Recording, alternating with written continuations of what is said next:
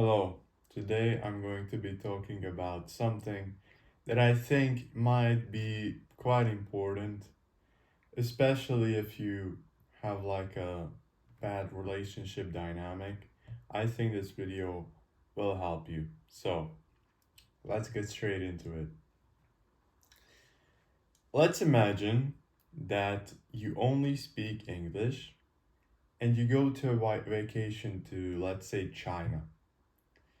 In China, most people only speak Chinese. So let's say you go to the market and you try to speak English to them, but they don't understand you. So they speak back Chinese. But you don't understand them neither because you only speak English. So you can't really converse with them. They don't understand you and you don't understand them. Now, the same thing is with love. I've heard that there are five love languages, and a lot of people have like a different love language. So let's say you have one love language, your partner probably has a different one than you, but might have the same. So when you speak to them with your love language, they might not understand you. And the same goes back that they might speak to you with another love language, but you might have a different one, so you don't really understand them. Now, understand means that you don't really understand that they love you because they don't talk with your love language, so you don't really feel too loved. So let's go over the those five love languages. The first one is words of affirmation. This means like compliments. So let's say that your partner wears like a nice dress and you compliment them, and they might seem pretty happy and whatnot, and that might be their love language, but it doesn't have to. The same goes back to you. Let's say your partner compliments you and you're proper happy, you really feel loved, and you just really like the compliment, and you can't really go a day without a compliment because you will feel quite unloved. I think it's pretty clear what compliments are, so yeah. Then the second one is acts of service. Now, quite a lot of people have this, and this basically just means that let's say let's say your wife like has a lot of work at home and you help her by vacuuming the floor without her asking you to do so, and that will just, and to her that will mean that, oh, like he actually helped me, he loves me, if she has this love language, and she will be proper happy and whatnot, and she will really feel loved. And the same goes back to you. Like, the same might happen to you. Another example might be like washing the dishes. You just help her and you wash the dishes, and she really feels loved and whatnot. And yeah. So, this is acts of service. The third one is gifts. Gifts are pretty simple. You just buy her something and she is proper happy. Like you buy her a chocolate or anything, and that will really mean that, oh, like she is loved by you. You were thinking about her when you bought that, and that's what's important to people with the love language of gifts. The fourth one is quality time spent together. Now, this, I think a lot of people have this as well. And this is basically just not just time spent together, like you go for a walk, let's say, but you don't say a single word. No, this is something that's about let's say they come home from work and you ask them like, how was it in work, what were you doing, and you really ask these deep questions and you really show that you care about them, and that makes them feel loved because that will just speak to them that, oh, like, he's asking me this like questions, he really cares about me, and yeah, he must love me. So a lot of people, I think, have this, and yeah, this is, I think, like quite important and quite like what I see a lot of time, because I think usually women have this and men don't really have this, so they can't speak this to their woman and they feel quite unloved. But we will go into touch with that later. The fifth love languages is touch. Touch is everything related to touching. So, for example, you might really love that, oh, you like come home and your partner like comes and like hugs you and kisses you and whatnot. That is touch. Touch is also like, oh, like you're watching a movie or something, you are walking down the road and you just hold hands together, and yeah, you're like touching a lot. Touching is correlated, touching is like sex also, but you don't really have touch as a love language if only the sex is important, and yeah, you don't really care about anything else that's touch related. You only care about sex, then touch is not your love language. But sex goes into touch as well. Now, what you need to do now is figure out your love language. So out of these five, what what could be yours? It might be quite obvious, but if it's not, then you might try to like cross out the ones you don't have. So let's say there are gifts, and you don't really care about gifts, and like they are good, but you could go a day without a gift. You don't really care that much. So let's say you cross out gifts. Then what you have left? Acts of service, quality time spent together, compliments, and touch. Okay, well, let's say you like compliments as well, but they're not that like important to you. Like you could go a day without a compliment. Then you cross out compliments as well. And then you look at, and acts of service is like it's not really important to me, so I cross out acts of service as well. Then you're left with quality time together and touch. And you can't really decide between those two. Now, it might happen that you have two, like one primary, one secondary, but yeah, you can.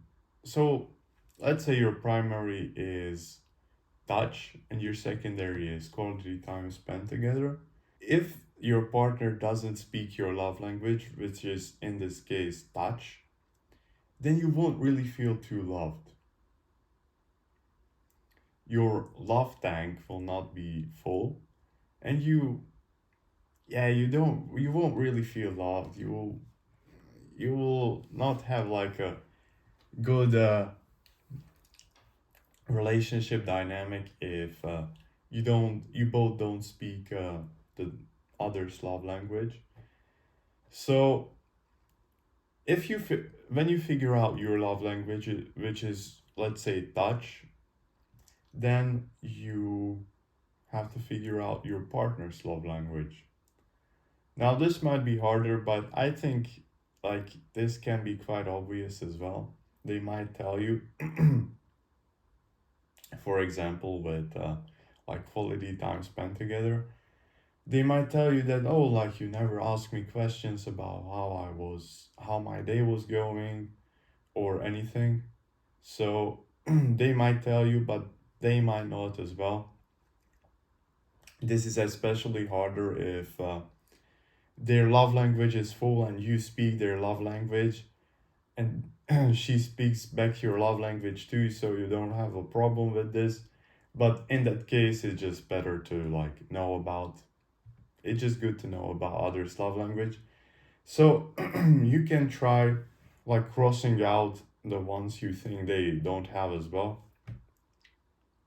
But yeah, let's say that you don't really feel quite loved in the relationship, and they don't feel quite loved neither.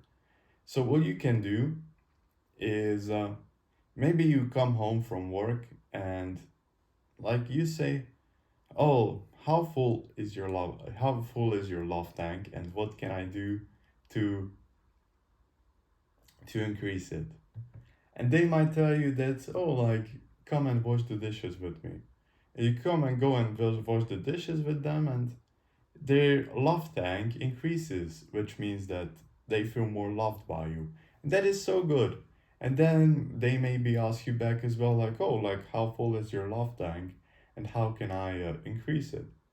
So we maybe you maybe say that, "Oh, like come and hug me, or let's kiss." And so you do that, and you feel more loved, and you both feel more loved, and it's just much better, isn't it? Now, this might be harder if your partner doesn't really like cooperate with you, and you maybe ask them like, "How full is your love tank, and how can I increase it?" You maybe do that, but they don't ask you back. Now, what you do then is you just keep doing this like every day, and then you maybe say that, "Oh, like let's go and let's go let's go and go to this nice castle together and have like a nice time together." But they might say that, "Oh, like leave me alone." Well, that's okay. You try a few days later or a few weeks later. You maybe say that, "Oh, like I wanted to go to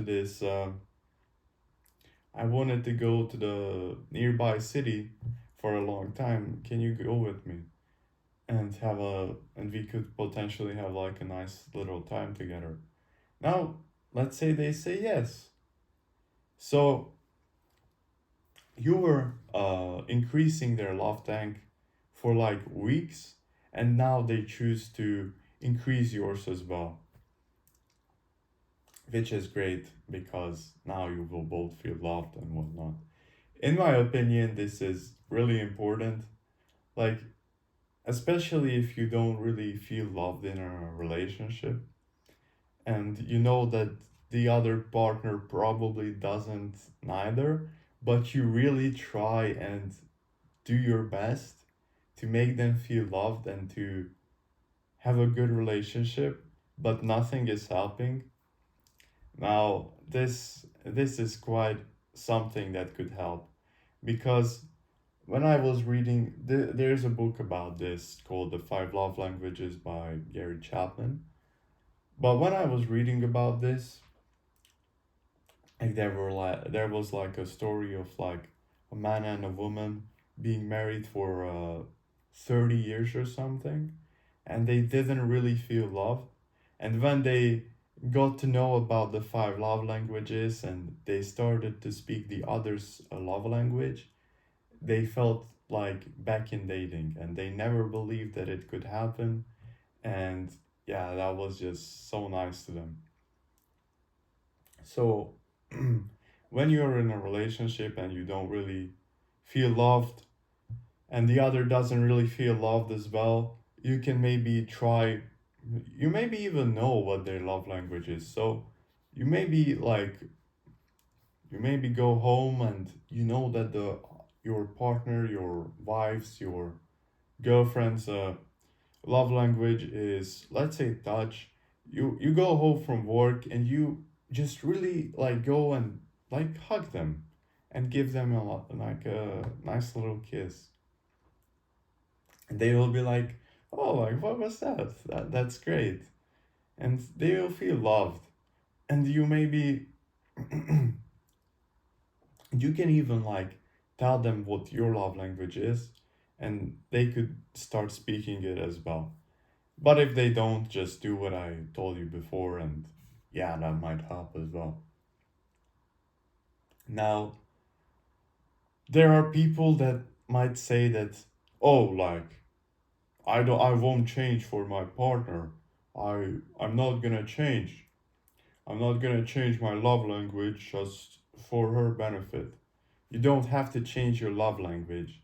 Just like in the English and Chinese analogy in the beginning, when the English guy went to China and he tried to speak English to them, but they didn't understand him because they were only speaking English.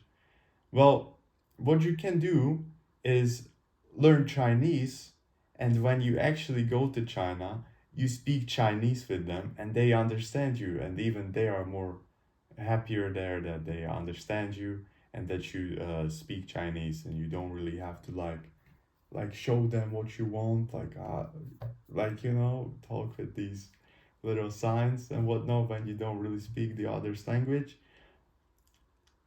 When you start speaking the others, you don't have to like change yours. You just have to start speaking the new language. So you might have acts of service. You Let's say you always like wash the dishes with them, and you help them with like these chores at home and whatnot. But they might have words of affirmation, like compliments, and you don't really compliment them because you that's not your love language, like, so you don't really like care about it. But others might. So what you start doing when you know your girlfriend's love language, you start speaking theirs as well. So you start complimenting her, and then she will feel more loved. And it's not about like changing yours, it's about learning a new love language. The same as learning a new language, but there are not hundreds of languages, there are only five love languages. So it shouldn't be too hard to just learn a new language, to learn a new love language. And if you don't want to, like, why the fuck are you with them then? Like, you're just together for the fucking benefit of sex or what?